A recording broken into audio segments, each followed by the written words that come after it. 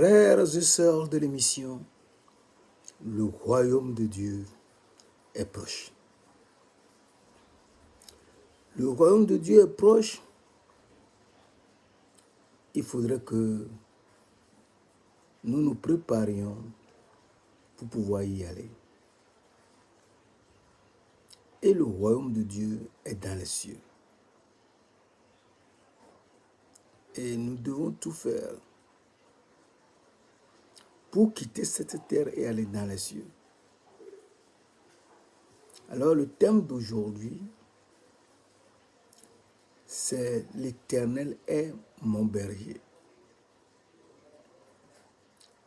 Il faudrait qu'on trouve celui-là qui peut nous amener dans les cieux. Et celui qui peut nous amener dans les cieux est venu sur cette terre. Il est mort et ressuscité et est parti dans les cieux où il est assis sur son trône de gloire. Et les 24 vieillards et les 4 êtres vivants qui sont les séraphins se prosternent toujours et l'adorèrent sur leur face.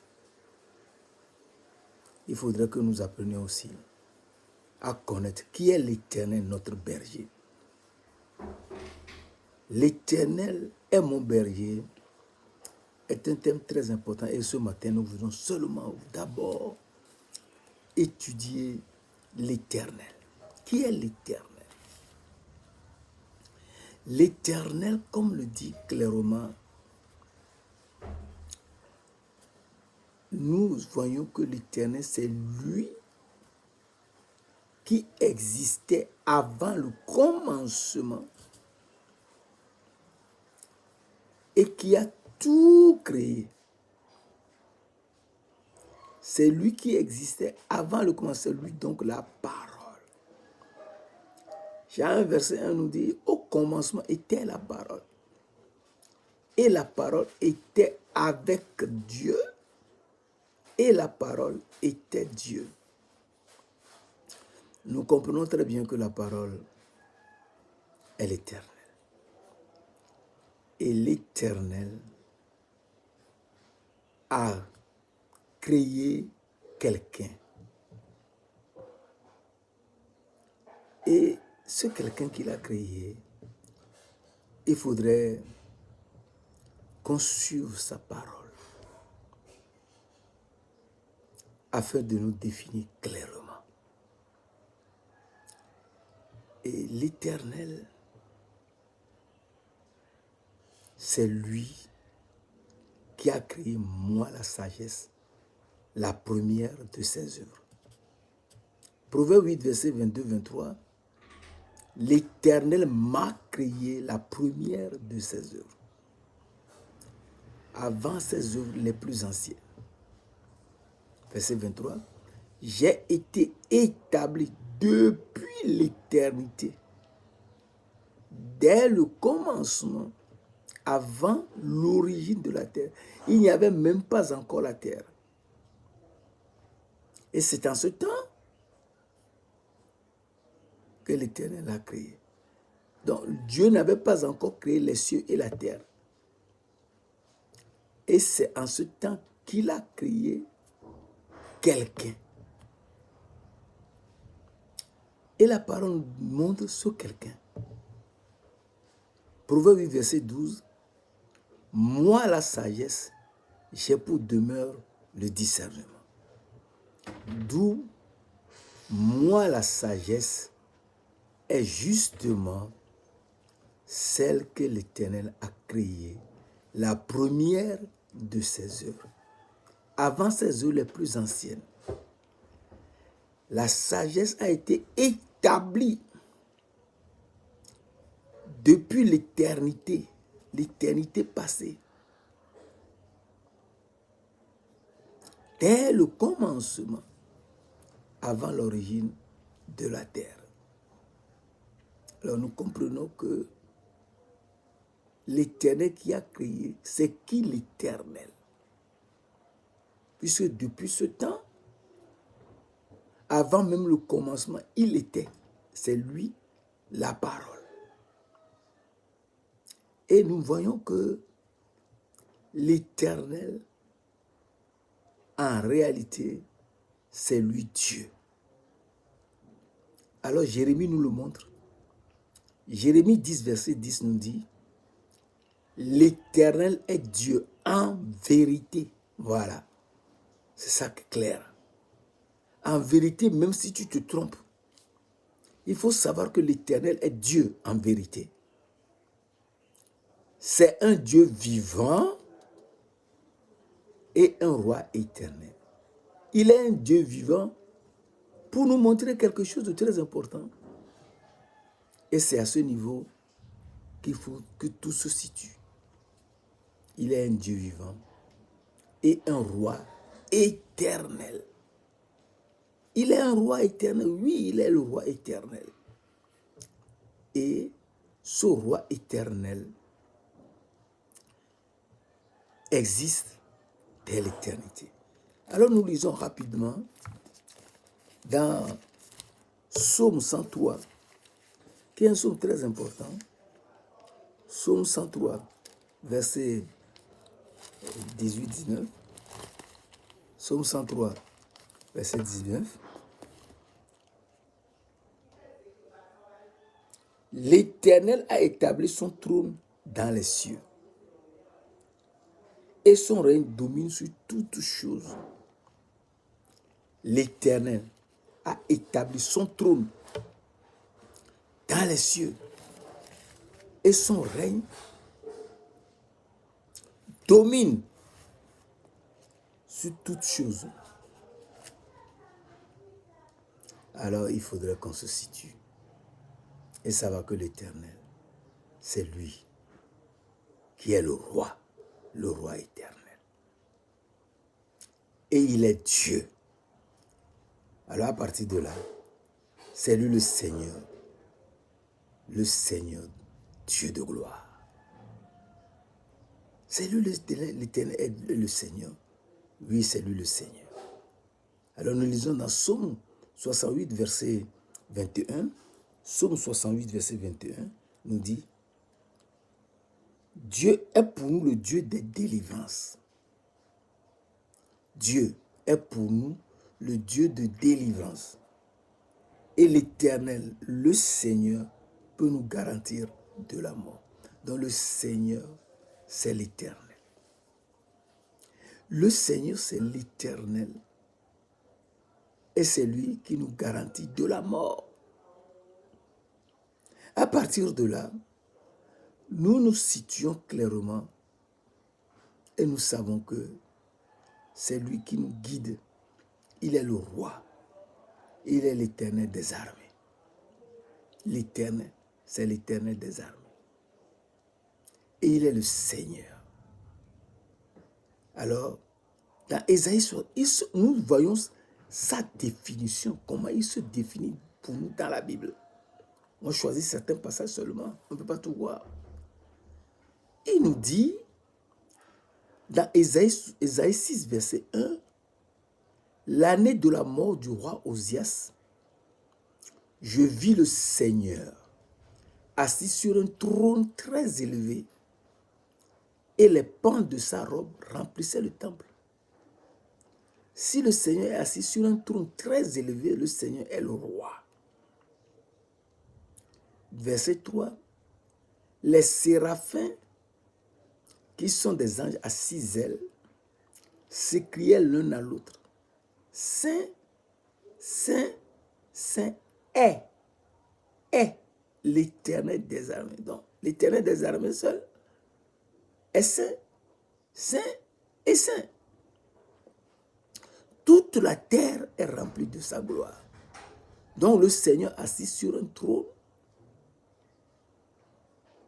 est l'Éternel des armées qui est saint, saint, saint. Et toute la terre est remplie de sa gloire. C'est-à-dire le Seigneur de gloire est celui-là qui est saint, saint, saint. Et le verset 5 nous dit, et mes yeux ont vu le roi, alléluia, le roi de gloire, l'Éternel des armées. Donc le roi de gloire est l'Éternel des armées et il faut le suivre. Qui est donc saint, saint, saint, et qui est l'Éternel des armées, et qui est l'Éternel Dieu, le roi éternel, le Dieu vivant, comme nous l'avons vu dans Jérémie 10, verset 10 tout à l'heure. Eh bien, celui qui est saint, saint, saint, on doit le connaître. Alors, Apocalypse 4, verset 8 nous dit, Apocalypse 4, verset 8 nous dit, les 4 êtres vivants qui sont remplis de Dieu au-dedans et en dehors, s'écriaient, Saint, Saint, Saint est le Seigneur Dieu, le Tout-Puissant, celui qui était, qui est et qui vient. Le Tout-Puissant, oui, le Tout-Puissant. Celui qui était hier, celui qui vient, il est là aujourd'hui.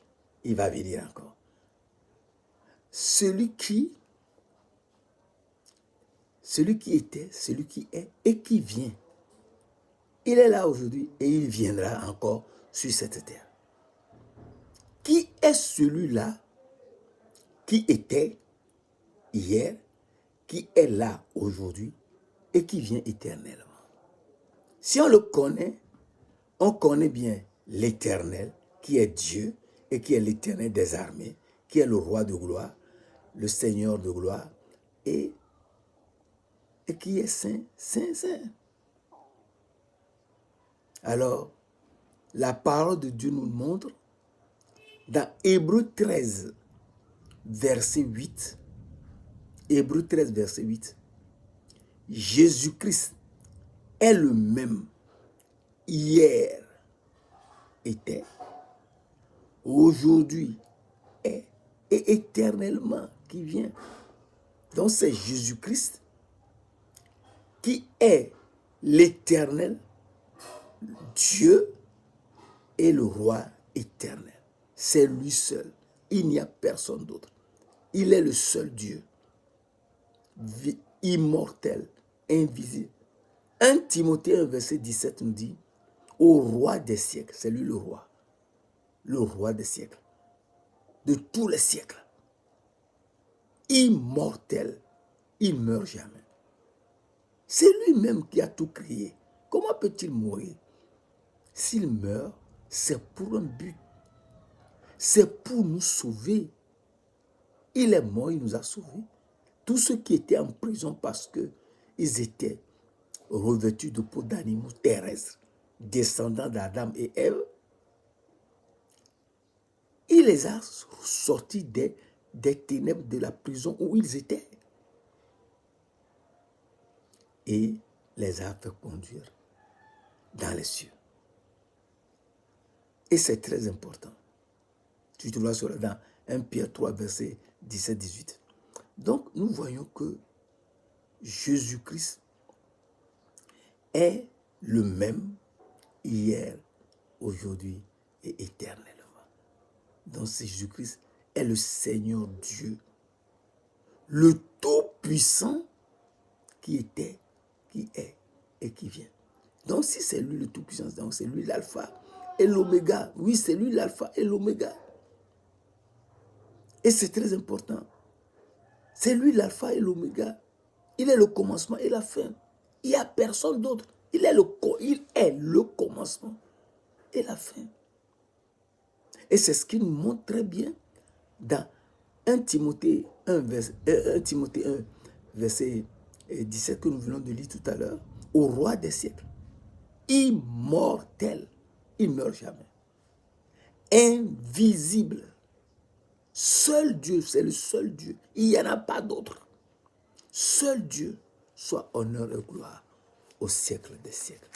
Amen. C'est lui l'Amen. Et donc, nous comprenons que c'est le seul Dieu. Il faut faire très attention et le suivre. Car si on ne le suit pas, on est perdu.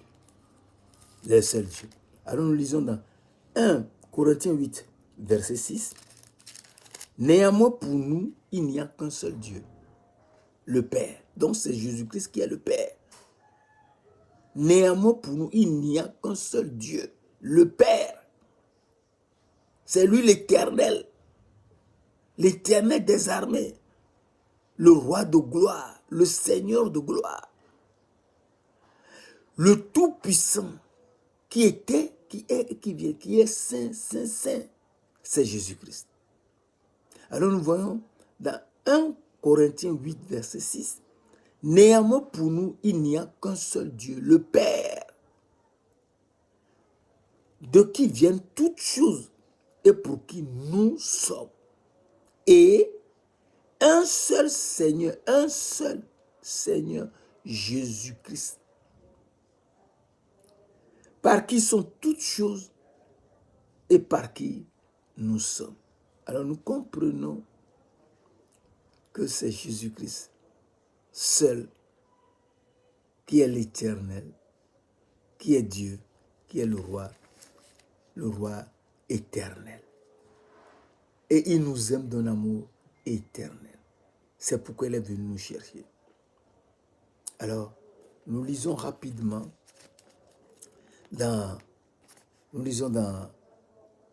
et il est venu nous chercher sur cette terre et il veut nous montrer que c'est lui seul qu'il faut suivre.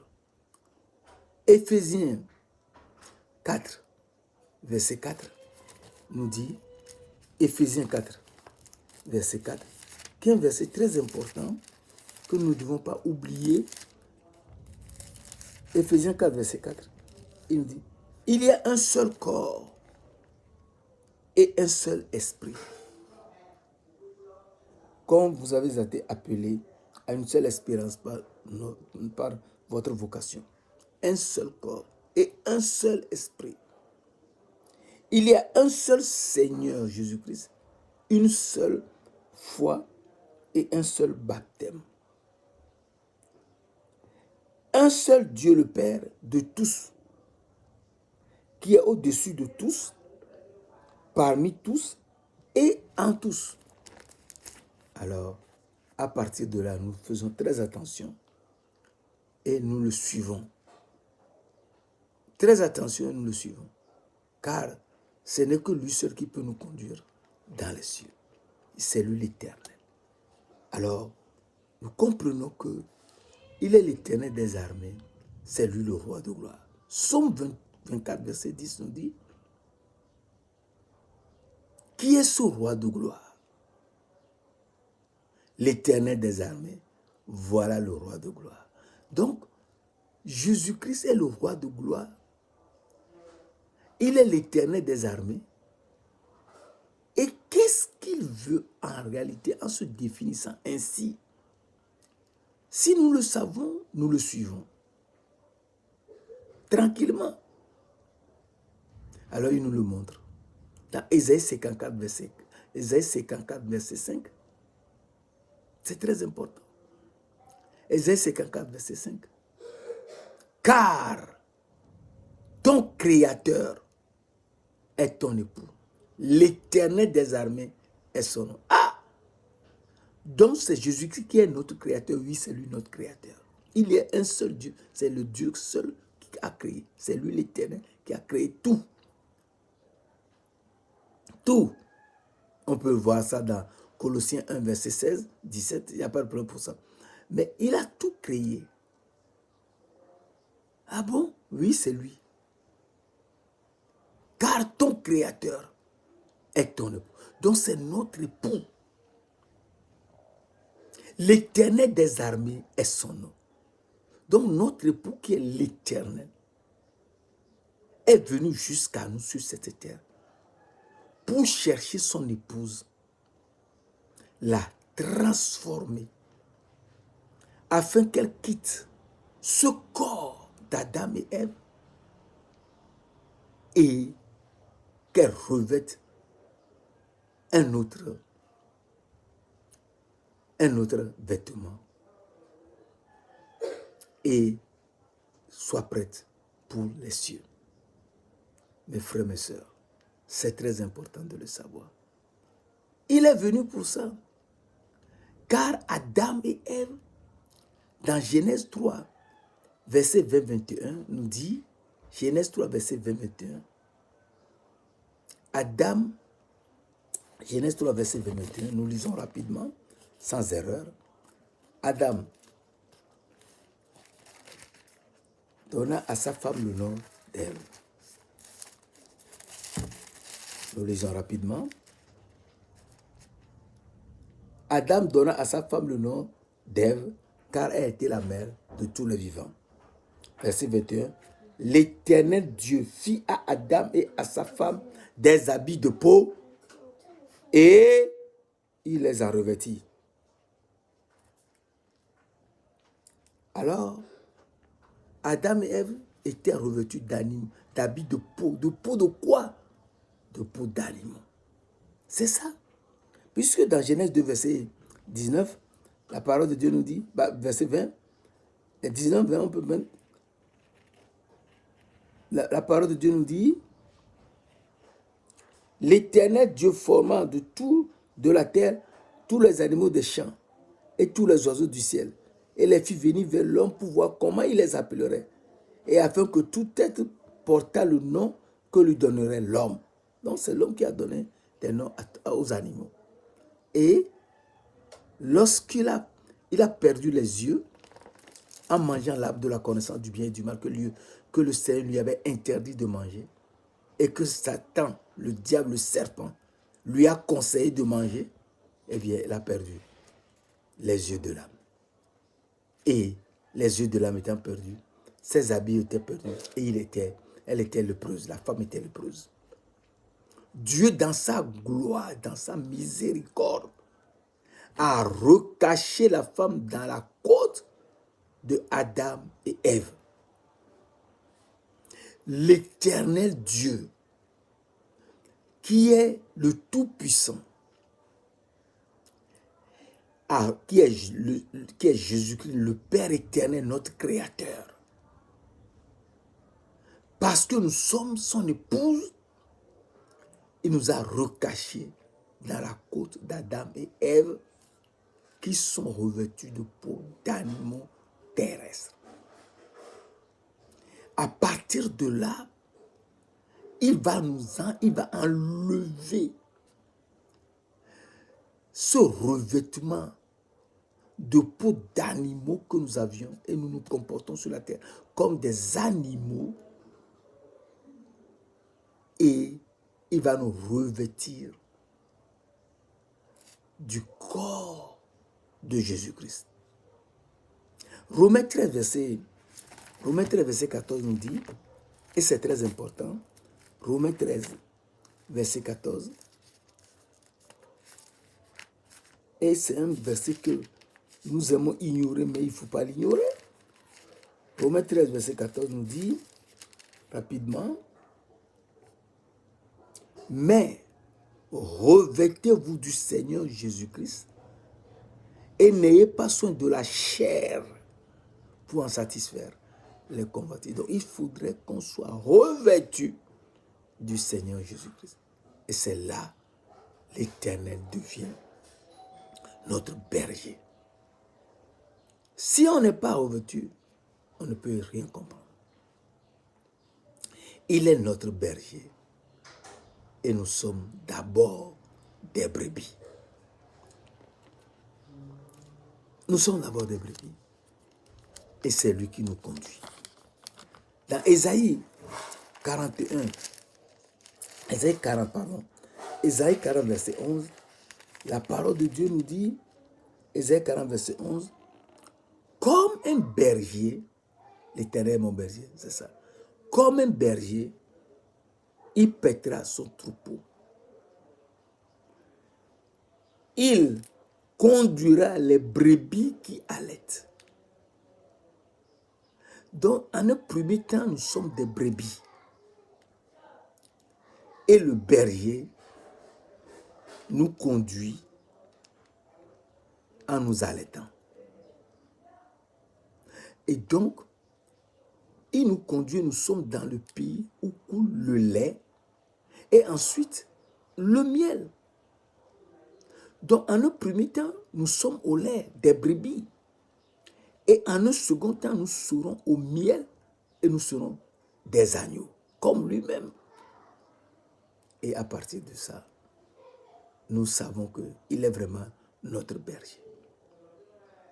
L'Éternel est mon berger, je ne manquerai de rien. Il y a donc quelque chose dont nous manquons. Eh bien, c'est ce miel. Et il nous faut ce miel beaucoup plus tard. Si on n'a pas ce miel, on est perdu. Alors, nous voyons très rapidement que le Seigneur est, en fin de compte, notre berger et nous sommes des brebis. Si nous sommes des brebis, eh bien, Matthieu 10 nous dit, Matthieu 10, verset 16, nous voyons rapidement et nous allons à la fin. Matthieu 10, verset 16 nous dit, et c'est très important, on ne peut pas parler des brebis sans parler de Matthieu 10, verset 16. Voici, je vous envoie comme des brebis au milieu des loups. Soyez donc prudents comme les serpents et simples comme les colombes. Et donc, le Seigneur nous envoie en un premier temps comme des brebis au milieu des loups. Nous sommes brebis. Nous ne connaissons pas encore beaucoup de choses, mais il nous envoie au milieu des loups. Il nous dit d'être prudents. Soyez donc prudents comme des serpents et simples comme des colombes. Alors, nous comprenons que le Seigneur de gloire, il veut que nous suivons sa parole, uniquement sa parole. Et en le suivant, nous sommes plus tranquilles. Alléluia. Et d'où Matthieu 15, verset 29, verset 24, Matthieu 15, verset 24 nous dit, Matthieu 15, verset 24, nous lisons rapidement, Matthieu 15, verset 24, Jésus répondit, je n'ai été envoyé qu'aux brebis perdues de la maison d'Israël. Jésus même dit, il est envoyé aux brebis de la maison d'Israël. Et donc, c'est à ce niveau que nous devons nous situer et savoir que nous sommes des brebis. Et ces brebis, c'est le Seigneur qui va nous conduire. Et nous passerons par la porte pour entrer en lui. Et c'est très important cet aspect. Nous sommes des brebis. Nous passerons, le berger nous prendra et nous passerons à travers la porte qu'il est lui-même et nous entrons en lui. Nous verrons cela la prochaine fois. Amen.